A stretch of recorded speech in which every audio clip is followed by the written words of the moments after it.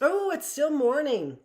So cool, isn't it? Yeah, cool. Good morning, Bookless Classroom. I could keep the same lingo as what I'm saying, which is good morning, early birds. Good morning, Bookless. Hello, reading room. It is January 28th. It is day 304. If you can't see it, there it is. We are blessed to be here on for 304 days. Thanks so much for joining me. I am Dr. Annette Feravich. I'm the teacher here in the classroom.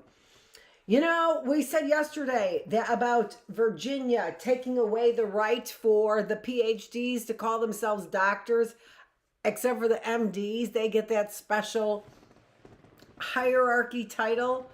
Woo, boy, is that bothersome. That is so patriarchal. It is so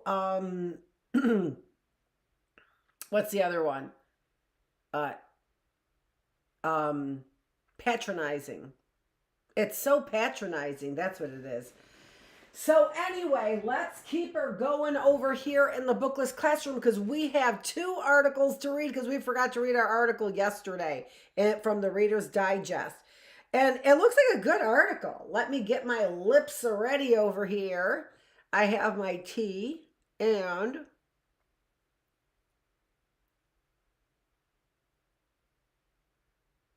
we are going to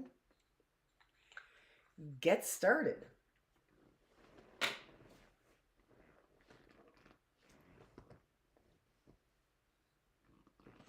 I should have stayed longer in the early bird classroom. And oh, here's another reminder about the UNESCO stuff because we are moving on. We've got timeline, we've got Greece to talk about, and we've got two articles to read. Not necessarily in that order, but I will tell you that I picked up some other pictures on Poland's salt mines, and they did build salt structures. It's so interesting to me about those world fairs, and the one in St. Louis I think was a bomb because, and then there's the white cities that they talked about. Were those cities built of salt?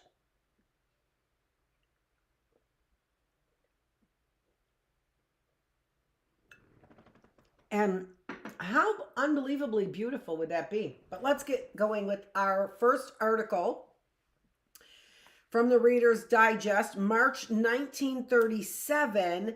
And it's not actually, we're not going to start with an article. We're going to start with some other readings that I made sure that I marked, that I made sure that I read for you. Okay? The first one being, making sure those all have check marks. One doesn't. Why? I don't know why that one doesn't. Americana.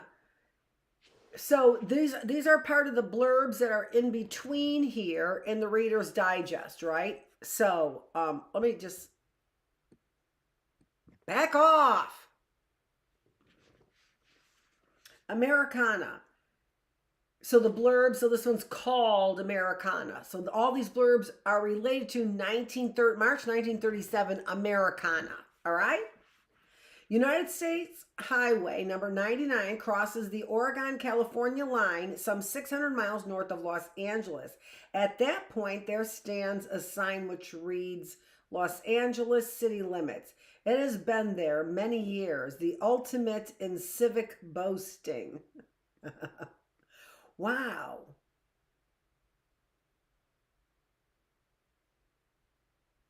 I feel like I've seen that. Let's see. More Americana. Sheriff Ralph S. Marshall, Allen County, Ohio, makes no campaign speeches. Instead, he takes Mrs. Marshall to public gatherings, stands her 10 paces away, and shoots cigarettes from her mouth with the revolver. Usually, he is elected.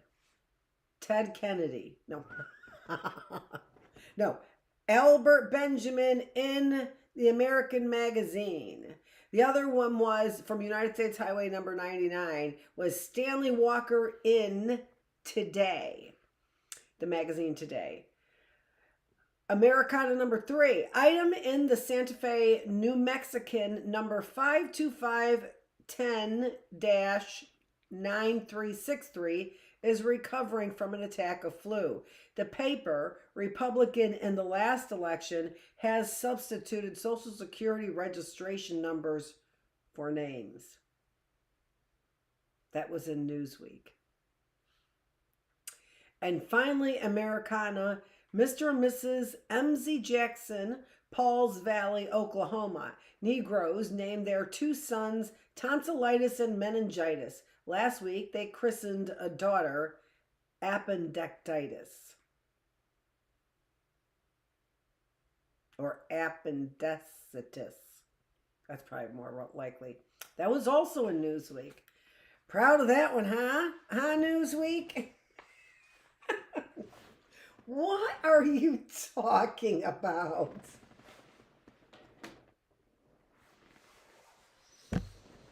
Oh, that's what their kids have? Oh, from the doctors? Oh. Anywho, always interesting, don't you think?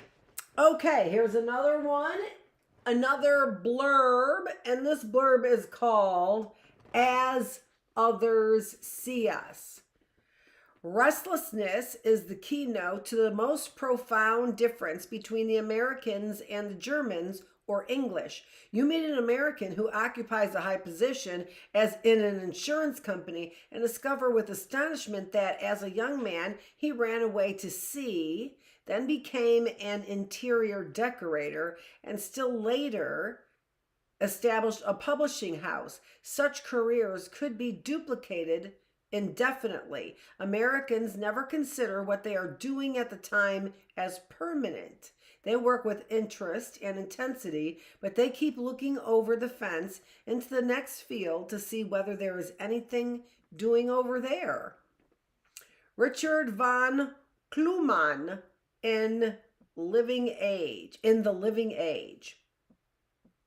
As Others See Us. Number 2, the American, quite apart from any love of money, has a great love of measurement.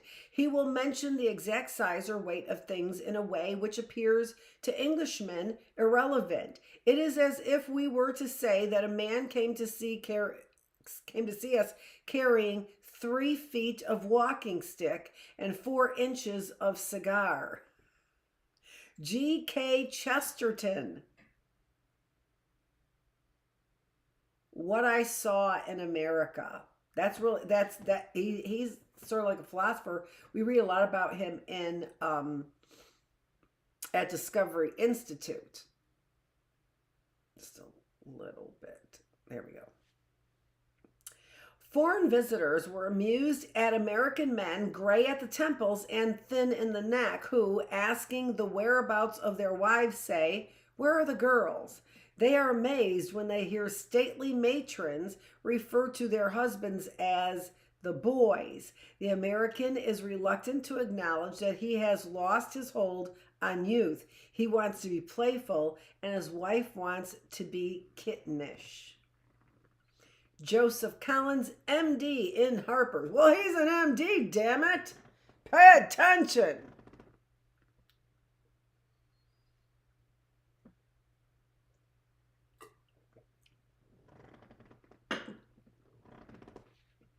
The Americans, as a people, see everything magnified, so that after a time, the atmosphere of unnecessary emphasis wearies one. They are always making big theories out of little things, their children's idiosyncrasies, little habits of thought of their friends, the meaning of a book or picture. At once they are ready with an unnecessary amount of feeling for each occasion. And what is so fatiguing is that they expect you to be keyed up to the same pitch of vivid interest. They ask you earnestly what you think of this or that, when really you haven't thought it worthwhile to think of it at all. Ann Douglas Sedgwick in the Atlantic Monthly. Remember, this is March 1937. Americans are queer people. They don't give a damn. All the world criticizes them and they don't give a damn. Foreign visitors come and write them up. They don't give a damn.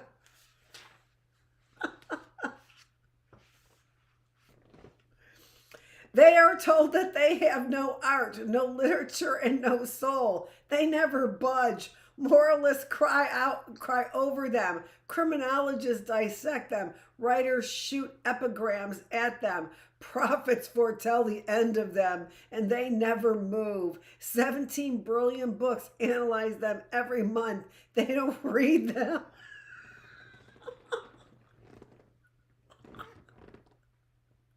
The Europeans threaten to unite against them. They don't mind. Equatorial Africa is dead sour on them. They don't even know it.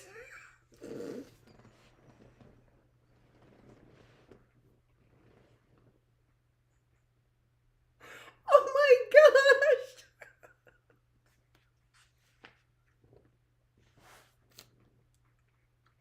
The Chinese look on them as full of Oriental cunning. The English accuse them of British stupidity. The Scotch call them close-fisted. The Italians say they are liars. The French think their morals loose. The Bolsheviks accuse them of communism. But that's all right. The Americans don't give a damn. Don't need to. Never did need to. That is their salvation. Stephen Leacock in the forum. Oh my goodness gracious. Stephen Leacock from the forum. That is funny stuff. I have to get some lotion on my hands before I go to the next one. Oh my gosh. I haven't laughed that hard since that comment about swing music. Oh my goodness gracious. How fun is this? Okay. Let's see here. Just a little bit of lotion. Now some gloves so I don't bother my Reader's Digest, March 1937. I keep it looking really nice, I have to say. That is sort of my little, whatever. I'm not going to say it because I have lotion on my hands and I hope I don't stain the book with greasy fingerprints.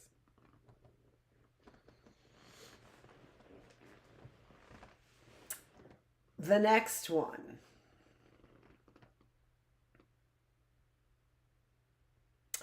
The next one is called Bewildering the Burglar. All right, so this is another. So all those are the excerpts as fillers. Here's the third one. Warden Laws has statistics showing more than 70% of attempted burglaries prove futile, and that burglary is actually one of the poorest paid of the learned professions. One reason for this is the amazing protective devices which have been developed, some of them savoring of sheer magic. There is, for instance, a device which, as the intruder gropes through a darkened room and before he has even touched the apparatus, will detect the presence and then automatically set off a siren, send a warning, signal to the police, turn on the lights, take a photograph of the burglar, and give him a dose of tear gas. A little over the top, but okay, I appreciate it. And I appreciate that in 1937. I mean, seriously, this is what capitalism has done to America.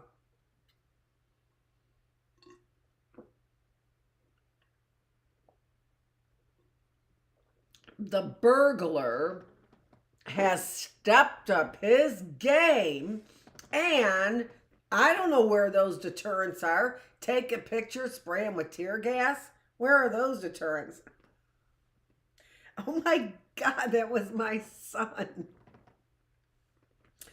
Another device widely used in Europe acts not only for burglars, but also for fires. Automatically, it dials the police station or fire department as the emergency requires, dials the home of the proprietor of the of the property dials the supervisor of the telephone exchange as an added check. Then, in a clear, unexcited human voice, the robot tells what is wrong. So again, where's this? Automatically dials. I have to dial 911 in case of emergency. Oh, I have to press the iPhone and I can't get up except for I'm knocked out. There are two types of mechanical watchmen. These two types of mechanical watchmen depend on the photoelectric cell, that weird electric eye, which by means of invisible infrared rays sees in the dark. The unexcited human voice emanates from a phonograph record. Radio waves are being used to protect safes and vaults so that it is impossible for a YEGG, Y-E-G-G, to get within 20 feet of them without raising the alarm. Roughly speaking, the electric discharge or radio emanation from the intruder's body upsets the finely balanced equilibrium of the electric load carried on the protective devices, with the result of an alarm is sounded. With the result that an alarm is sounded. A new messenger bag safeguards the delivery of money and securities. When the bag is grabbed from the carrier, it automatically produces a series of explosions to attract attention and emits a stream of dense tracer smoke to assist in pursuing the robber. H. Slauson in Nation's Business. So once again, sex trafficking. Oh, we're all scratching our balls wondering how to solve that. The next one, the next article, I think that's where we'll probably stop. I don't know, maybe we'll see. Oh, we only have one more article in this book. And then we're done with March 1937. We'll probably do that tomorrow, since it's Thursday. Tomorrow. At Your Service by Selma Robinson.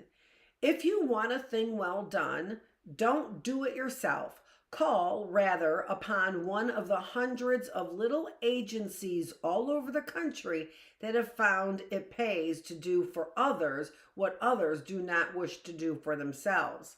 Many of these enterprises were started by the jobless during the Depression. All of them are examples of initiative and applying personal skills or ingenious ideas to the service of others.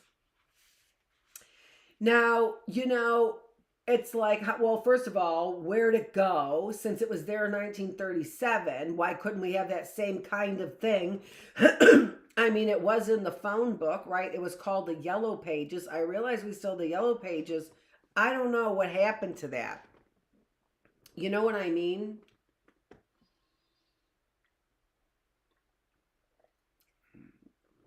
It wasn't, there wasn't an upkeep on it or something. I don't know what it was, but you couldn't seem to get the same kind of information from those other websites that you could from a Google search.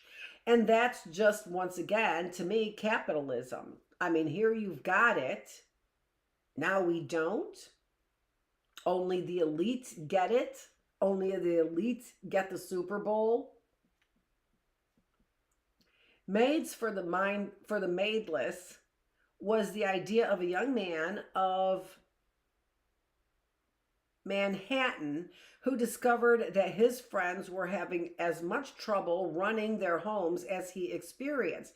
His service, which is called Jeeves, provides at a low monthly rate an uniformed girl to tidy your apartment, make the beds, and even to do a few pieces of laundry. If you want breakfast or dinner, a slight additional charge will take care of that. If you are throwing an important party, a bona fide butler will arrive in correct dress and behave like one who has been the family's servitor for years. The Jeeves servants are investigated and bonded. A supervisor comes around weekly to see that their work is properly done. I mean, and it's like, what's investigated? What's bus? Sure, it's investigated. That's the best Italian I've got going on right now. Off the cuff. Emma Riley, I had the shoulders though.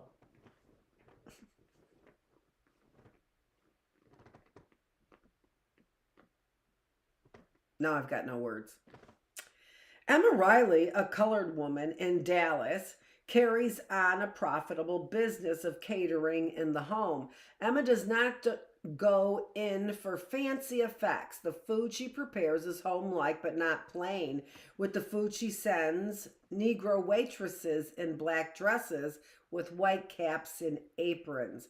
Nurseries and playgrounds by the day are being expertly conducted by former school teachers, governesses, and camp counselors. The more prosperous maintain a private playground, while the more modest, simply called for children, take them to the parks for nature study, to museums for art, to the movies for fun. The Home Bureau of Manhattan, can you imagine that? The Home Bureau of Manhattan prepares and delivers to invalids those special diets doctors are fond of ordering and which most households find so difficult to provide. If you must turn your home into a hospital, it will provide nurse, special attendant, invalid furniture, surgical dressings, and supplies. For hotel guests with children, it sends a qualified governess for an evening, or if necessary, it can supply one to accompany your children on long trips. Diaper service is in many cities now free mothers from drudgery for approximately $5 a month. These supply sterile cloths, a sanitary deodorizing can, and a frequent delivery service. Each diaper bears the name of its customer and is tested for bacteria before delivery in cellophane. There are several unique laundries in Texas that are a blessing to women in homes without modern improvements. In a convenient building, washing machines are installed with rinse tubs. The housewife brings her washing there and is able to take advantage of labor-saving equipment and drying facilities. Charges are on a time basis. The next best thing to an accommodating grandmother is a personal mending service. Marshall R. Weiss Little Mending Shops keep Philadelphians from going through heel or elbow. They mend holes burned in silk dresses, clean and press neckties, turn the edges of cuffs, and other such things that the lady of the house used to do. 2 years ago, Mrs. Richard L. Rogers returned to her apartment, which she had sublet, and found chairs broken, glassware cracked, pitchers minus handles, gashes in the upholstery. It took nearly a year to get the right person for each mending job, but by the time she had an impressive list of workmen, and so Repairs Inc. was born. Today, she has clients in all parts of the country, be it $10,000 tapestry or 98-cent wagon. If someone loves it well enough to want it whole, Mrs. Rogers' workmen will do their best. The John Scott service was formed by 5 men who were down but not out. Each a highly skilled craftsman found it impossible to maintain his own business, but by pooling their resources, they were able to function together as professional handymen and relieve the master of the house of many onerous tasks. The original 5 has grown to 22. They like paint jobs, bringing along a cut onion, which they swear will absorb paint odors. They do repair work in general and do not object to such minor assignments as putting the door back on its hinges, replacing a knob, or removing cigarette burns from a tabletop. Spring and fall house cleaning is among the most irksome tasks known to Hostesses Inc. with a staff known. So Hostesses Inc. will, with a staff of competent supervisors and cleaning women, may made a specialty of it. They will close your house in the summer and open it in the fall. Take an inventory of the books, linen, silver, and furniture. This is not all. They began by being what they still are. Hostesses to women in New York, on conventions, to parties, at hotels, or in homes, skilled in the business of entertaining. Ideas Unlimited will take care of anything from airplane trips to zebras. It is they who will meet your young son when you send him alone on the train to your dentist, who will provide a chaperone for your niece on a weekend in town.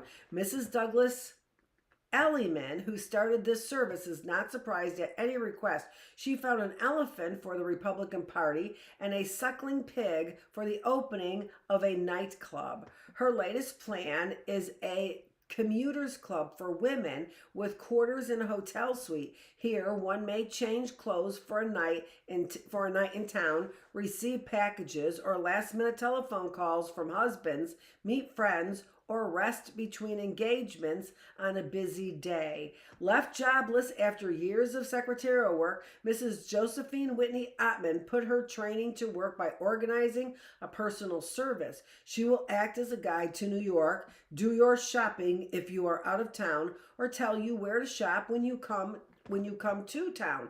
Young women unhappy in their job come to her for guidance. Usually the client solves her own problem, for what she wants most is an opportunity to think out loud in a large and friendless city. A member of Mrs. Ottman's staff will call on invalids, play backgammon or cards, read aloud, and otherwise amuse them. No matter what your problem is, someone can solve it professionally and inexpensively, and the fee you pay goes to carry on the good and clever work of people who have learned to lend their wits for your comfort and leisure.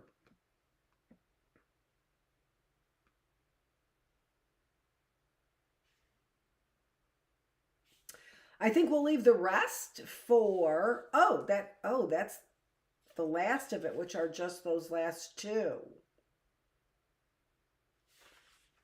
Oh, then we'll read them.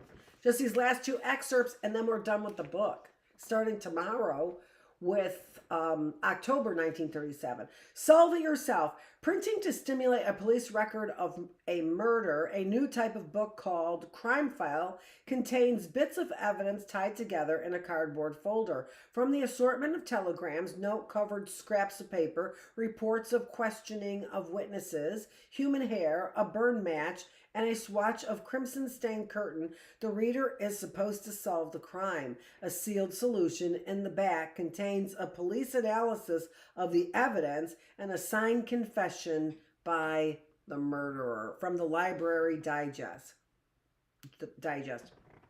Examination by phonograph. No more written examinations in English at Russell Sage College for Girls. Hereafter, each student will take examination out loud at a microphone. Samples of her spoken English will be automatically recorded from the beginning of the term, and her standing in English will depend in large part on the improvement in her speech. Princess Alexandra Kropotkin in Liberty. All right, folks, we have finished that magazine. We were a little Reader's Digest heavy today, and I knew that, but let's go through then what we have planned for today. And the very first thing I have planned for today is the timeline of people. So we're going to take a quick look at, well, let's just go right into the timeline. No reason not to do it that way.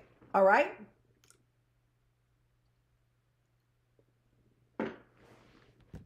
Let me, oh, that's so delish.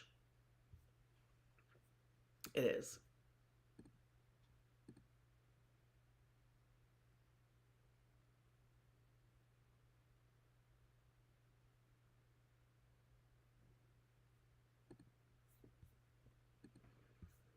And here we are. No problemo.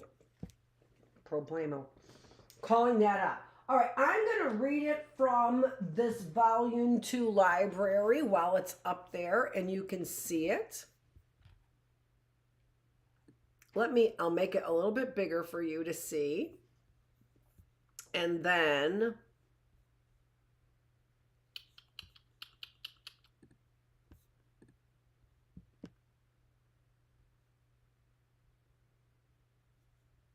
we'll kind of scan it like this. All right.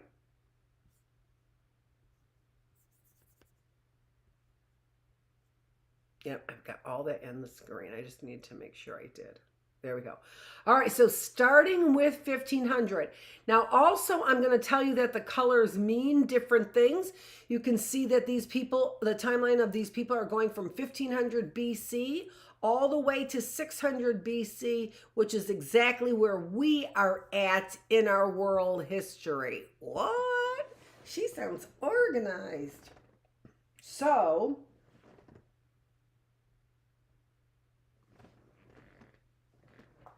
let me get this timeline of people.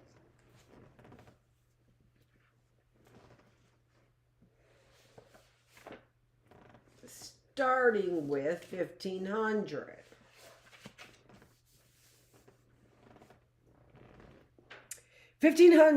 So this is circa 15, so around, circa meaning around. Right around 1500 to 1200 BC, cave painting in Europe's Lascaux caves and others. Around 11,000, did I say 1500 to 1200? 15,000 to 12,000, 11,000 BC. Earliest fixed clay pots found in Japan. 10,000, right around 10,000 BC, evidence of cultures in the Fertile Crescent area of the Euphrates River of Mesopotamia. 9,200 BC, hunters of Clovis period in North America. 8,000 BC, Jericho may be the first real town with the walls and a fortified watchtower. Now, we have found some walls in ruins that seem to be older than Jericho, but that's really interesting, isn't it? 7,500 BC, the earliest African pottery produced in the Sahara region. 7,000 BC, cultivation of beans and squash in Peru. 5,400 BC, farming begins and spreads across Europe. 5,000 BC, emerging Chinese culture on Shandong Peninsula. 4,000 BC, Egyptians calculate the year to be 365 days long by using measurements of Nile's annual flood. Around 4,300 BC, domesticated cotton grown in Mexico. Means circa 3,200 BC, Egyptian pharaoh. All right, let me move that up here. And this is all green, and the color green generally represents government and politics. All right? We're getting to red boxes, which contain the thinkers. Yellow boxes involve the arts. Brown boxes represent the sciences, and blue boxes include those who are famous or infamous. Okay? All right, so means around 3,200 BC, Egyptian pharaoh who united Upper and Lower Egypt. We talked about that. Cheops Khufu flourished around 2680 BC, the Egyptian pharaoh and the great pyramid builder. Hammurabi flourished around 1792 to 1750 BC. He was the king of Babylon and wrote Code of Civil Law, the Hammurabi Code, right? 3,500 BC,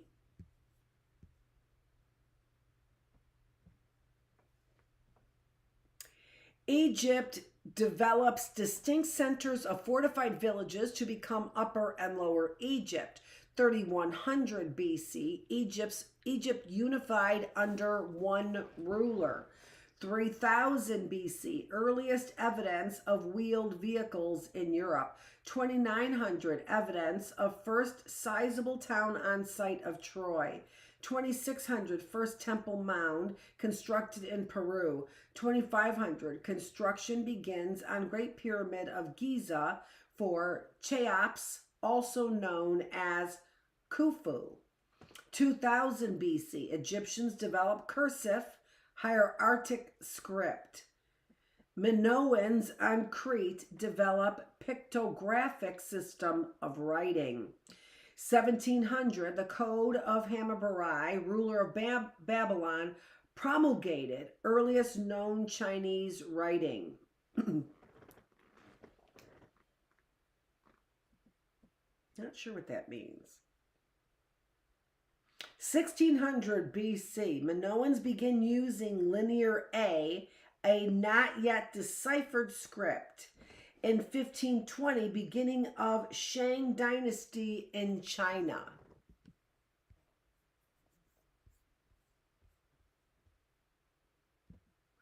Moses, circa 1500 BC, receiver of the Ten Commandments. Hatshepsut,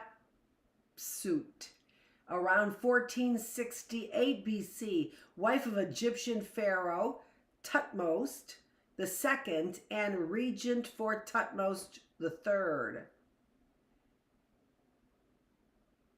Nefertili, around 1372 to around 1350, wife of Pharaoh Akhenaten.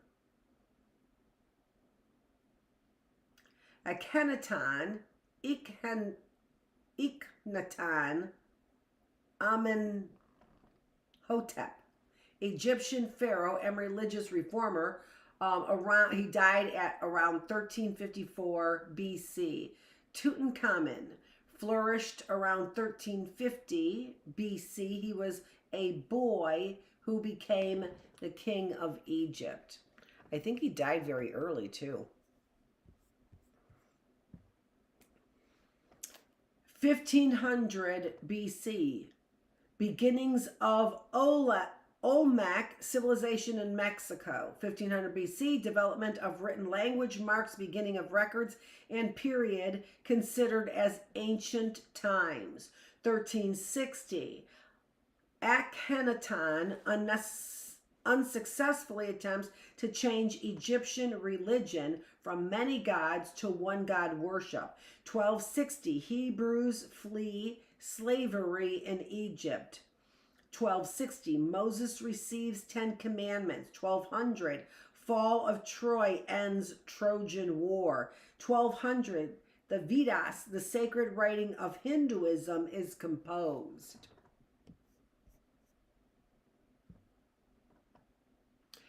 Thales of Miletus, circa 640 to 546 BC, he was a Greek philosopher. Homer, 700 BC, he was a Greek epic poet. He wrote the Odyssey and the Iliad. I honestly thought about reading this to you.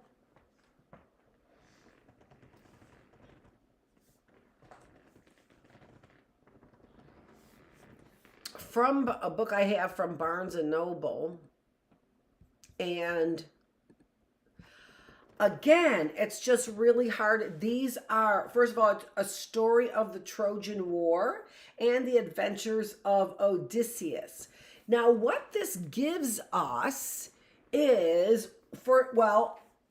writings that we have found at 700 BC. So this really gives us some interesting things, doesn't it? We know the language, we can translate the language. We then have evidence of stories of these places in these Greek myths. but you can tell that they are missed. Now, this book again is from Barnes and Noble, and it is so extraordinary. It is. It's just a very, very beautiful book. It's illustrated beautifully. Let me see who illustrated it. And it's interesting because there's like, it's Barnes and Noble. This edition published by Barnes and Noble Inc. by arrangement with Daniel Editor. What's with all these fake names? Copyright 1991, Dammy Editor, Milano. It was printed in Italy. Wow. Italy?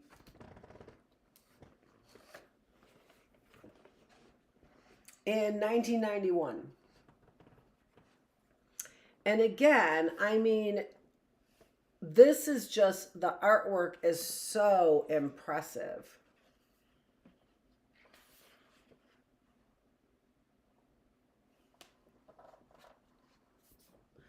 I don't know where the artwork came from, though. And you can see these are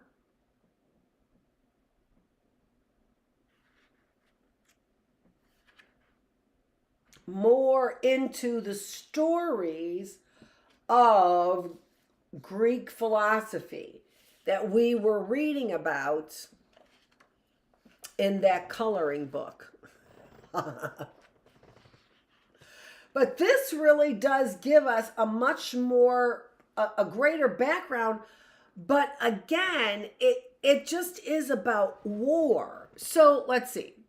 They walked on and reached the Trojan camp. Some soldiers were armed, others were asleep. The two heroes slipped unseen and noiselessly toward the still tents and headed for the enclosure where several horses slept. Yes, Dolan had spoken the truth. The two big thoroughbreds were certainly the most handsome creatures ever seen under the walls of Troy. Ah, if only they could take them back to their camp as loot. What a boast it would be. I'll take care of the beast, whispered Odysseus. You take care of the men. Diomedes nodded and moved stealthily toward a huge tent. Meanwhile, Odysseus, crawling on the ground, reached the enclosure and found a way in. He moved slowly and cautiously among the horses so that they wouldn't feel his presence and start to paw and whinny. He had reached the splendid white horse that belonged to King Rhesus. Snore! I don't know. It's just, I don't know. Everyone is fighting to be a hero. Even the birds in the sky, even the eagles fighting to be a hero. I got the snake.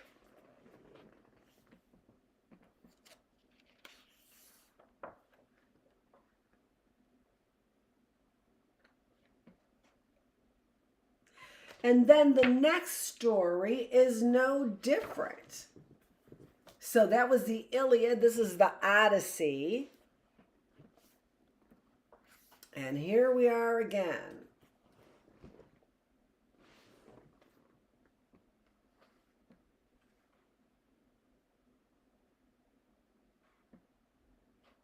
I mean, weird.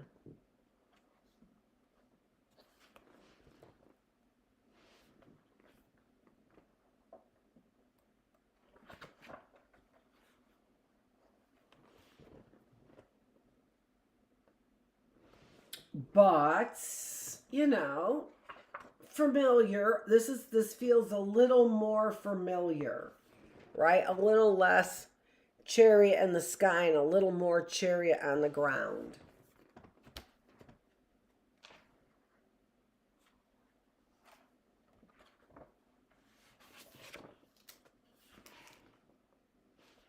So, I don't know.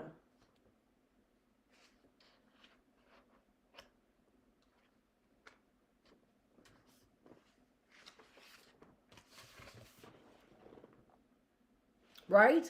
So I don't know. It seems like one story could precede the other, as we saw in the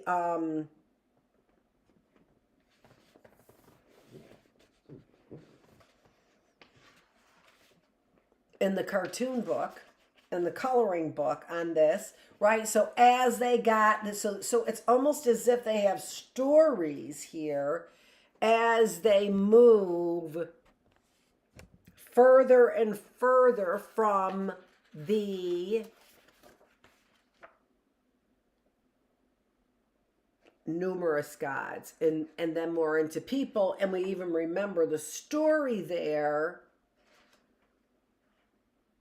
was one where somebody was protecting the people, making sure that they asking for sun, right? So you could see how one story can go and then flow into another story. One, again, having more emphasis on the gods, and one as they, I don't know, disappear, as they are like, this isn't for me. I don't know. Turn more into, or the story just emphasizes the story of people, not gods. That's possible. I'm not sure. Okay, so we are continuing on in our volume library. Oh, here we are.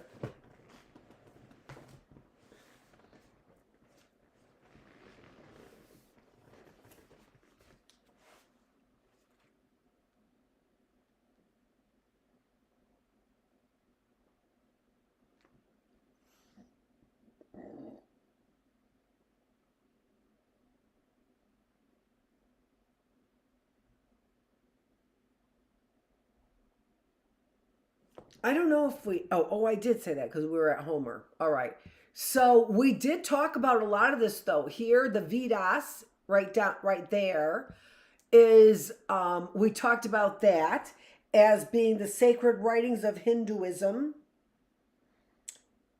Now, the Trojan War, the fall of Troy, we have not talked about, but that has to do with Greece, so we will get into that. We talked about Moses, the Hebrew slaves. All right. I mean in our class. I meant in our class. All right, so we're back up at the top here just to make sure. And then Sappho, who was a Greek poet around 600 BC. Solomon was the king of the Hebrews, son of David. David was the king of the Hebrews, father of Solomon, around 900 BC. Solomon around 925 BC. Romulus and Remus around 753 BC, legendary twin founders of Rome. Sargon of Akkad died in 705 BC. He was the king of Assyria. So we talked about that. Sargon 1, Sargon 2, but not a lot. Because Assyria was there for a while, but then gone. Draco, Athenian proponent of ultra strict draconian law. Solon, Athenian lawgiver, around 638 to 559 BC. Then around the 1000 BC era, 1000 to 930, reigns of David and Solomon as kings of Israel. 1000 to 930. So we're getting to the government now, right? So here we can see some of the people. Yellow are the arts, red the thinkers. It looks more orange here, right? And then green the government, all right? 1009-30 BC, numerous Mayan villages in Mexico. 776, the first Olympic Games. So 776 BC, first Olympic Games. Oh, not trying to rewrite history, are we? 1776. 753, traditional date of for founding of Rome. 750, the Iliad and Odyssey are written down. 700 BC, first coins appear as legal tender. And then the last column here, Anaximander, Greek natural philosopher. Laotis, I think that's it. Chinese philosophers, founder of Taoism. Zoroaster, Persian religious leader and founder of Zoroastrianism, 628 to 551. All those things we've talked about in the classroom.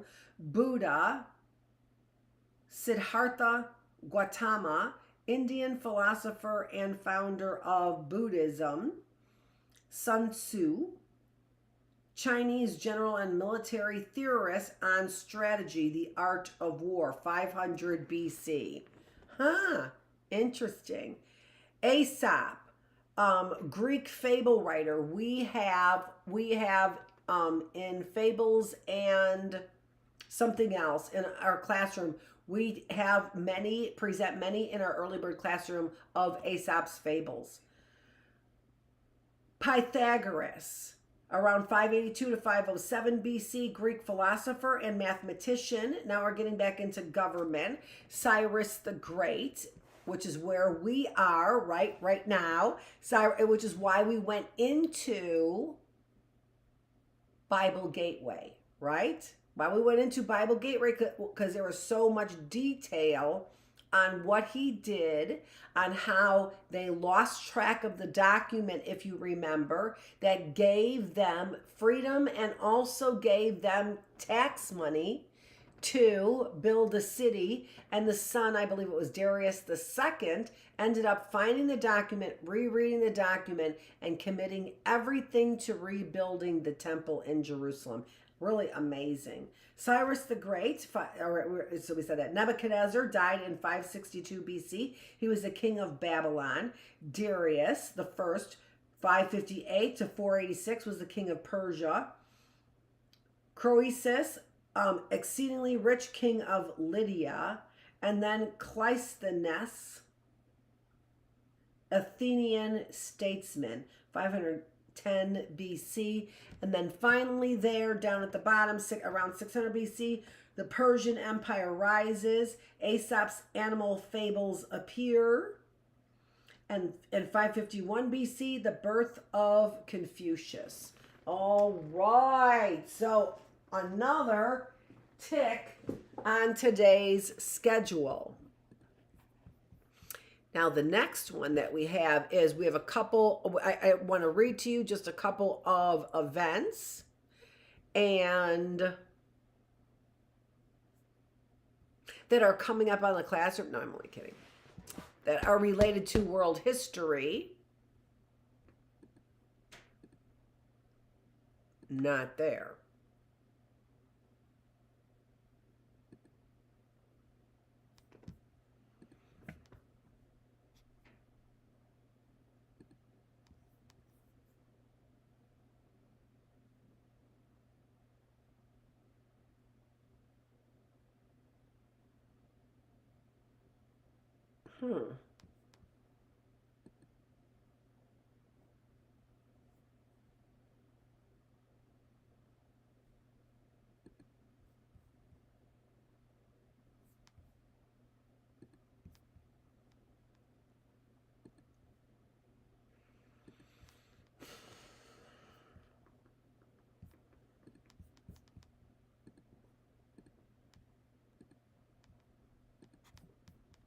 There we go.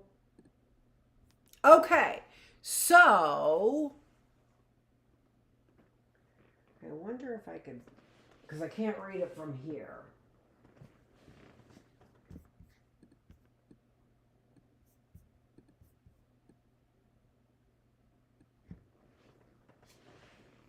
Yeah. So I'm going to read it again from the book. Which is not this one. This one. I'm Give me 1 second. It won't take me long to find this. I'm so accustomed to these books.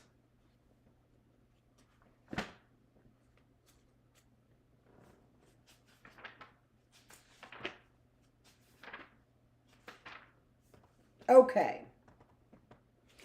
So the one on the left that are the major events or ancient milestones in the world. So the one right over here, I'm going to read. These are from 4500 BC. Copper replaces stone for tools and weapons in Mesopotamia and China. 3500 BC. The wheel and the plow are invented in Mesopotamia. The salt is invented in Egypt. 3100. Means unites Upper and Lower Egypt, establishing Egypt's first dynasty. 3000 BC, Mesopotamian metalworkers discover bronze. Major cities develop in Sumer. Sumerians invent cuneiform, a method of writing. 2590 BC, the Great Pyramid of Cheops in Egypt is constructed. 2300 BC, the cities of Harappa and Mohenjo-Daro emerge in the Indus Valley. In 1792 BC, Hammurabi comes to the throne of Babylon. 1770, the Code of Hammurabi is developed. 1550, the Hittites begin smelting iron and fashioning it into tools and weapons. A written language develops in China. The earliest form of steel is made by the Calebes, subjects of the Hittites. Oh, how interesting is that? Don't know anything about those people. 1490 BC, Hatshepsut. There's so many. Hatshepsut, the first woman ruler known to history, leads Egypt. 700 BC, the Aryans conquer Indus Valley cities. Conquering is a strong word. They migrated there. 605 BC, the Hanging Gardens of Babylon are created. So that was after their first king of Babylon and their sort of reemergence as an empire. So that's the list of things from ancient major events.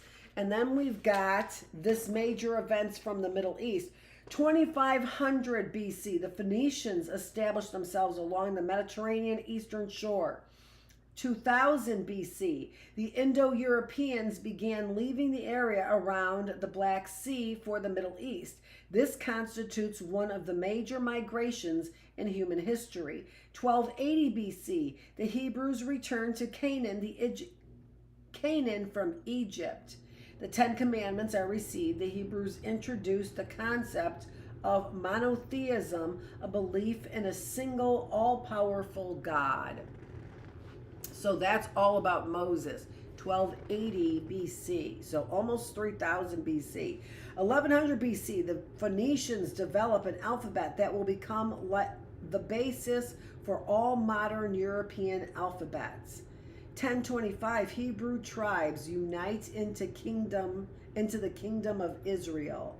600 BC, the Persian Empire is founded by Cyrus the Great. Zoroaster rises as a religious prophet in Persia. 586 BC, Judah falls to Nebuchadnezzar, the king of Babylon. The Babylonian captivity of the Hebrews begins. The Achaemenids.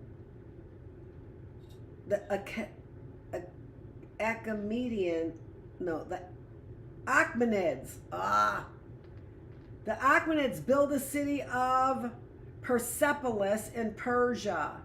536 BC, Cyrus the Great of Persia conquers Babylonia and frees the Hebrews. 521, the Persians build an advanced system of roads, providing a route to China and Central Asia. Cleisthenes reorganizes the Athenian government and lays the basis for democracy. And this brings us then into getting a little piece of that democracy, the Athenian government, and Greece.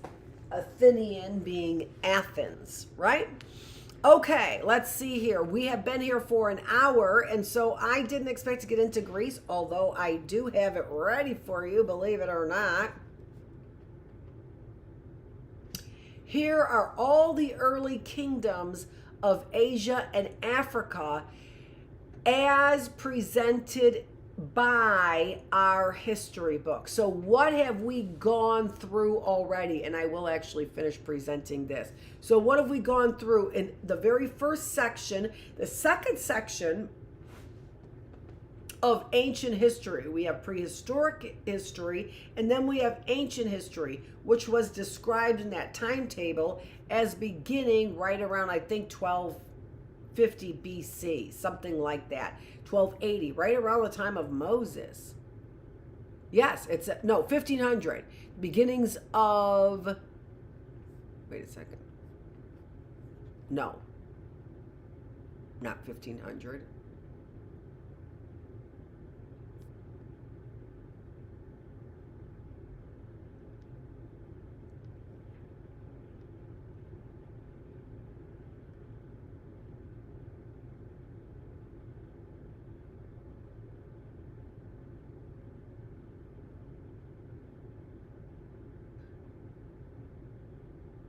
Oh, did I say earliest evidence of wheeled vehicles in 3000? That has to be evidence enough for civilization. And that was 3000. The pharaohs were 3200. So, and there were cultures in Jericho.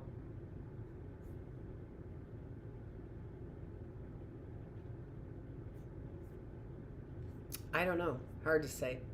Hard to find is what it is. Let's look at this, though.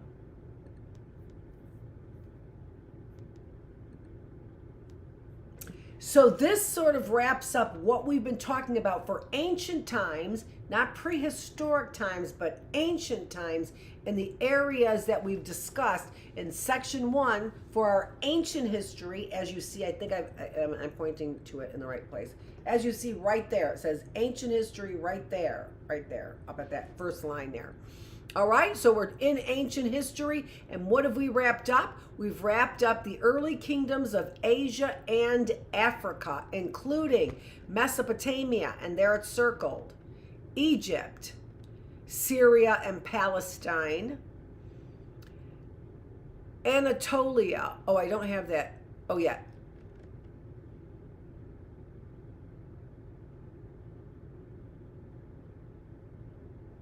Anatolia was,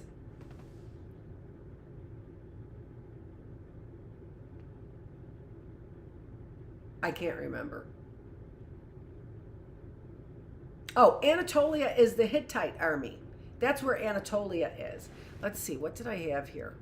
There we go. Okay, there we go. Anatolia is the Hittites. That was circled up there. And then the Armenia is north of this map. So these, and so you could see,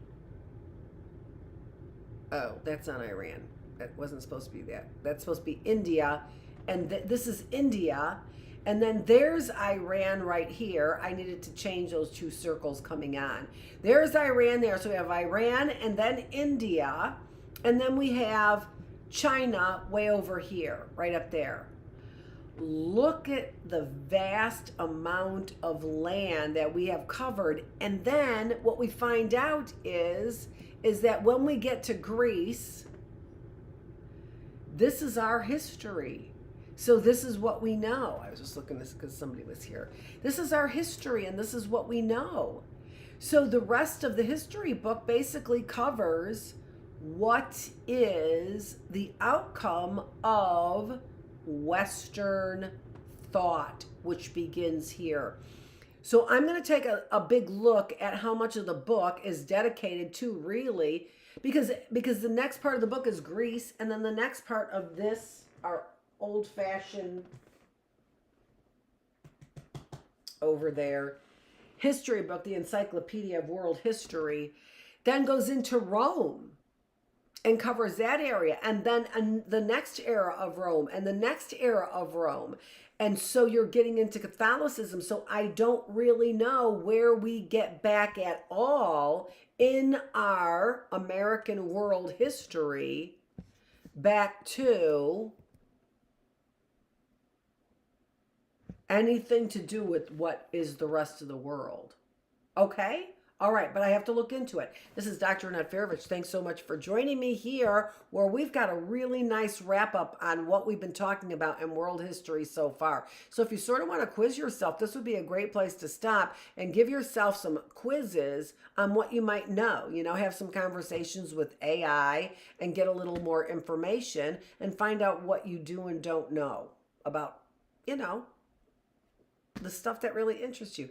Thanks so much for joining me here in the classroom. I am Dr. Annette Feravich. It is day 304. It is January 28th, and we are constantly working here, working. Even when we're like, oh my gosh, I didn't work hard enough. I have to work some more to make your mind, your body, and your spirit healthier. Thanks.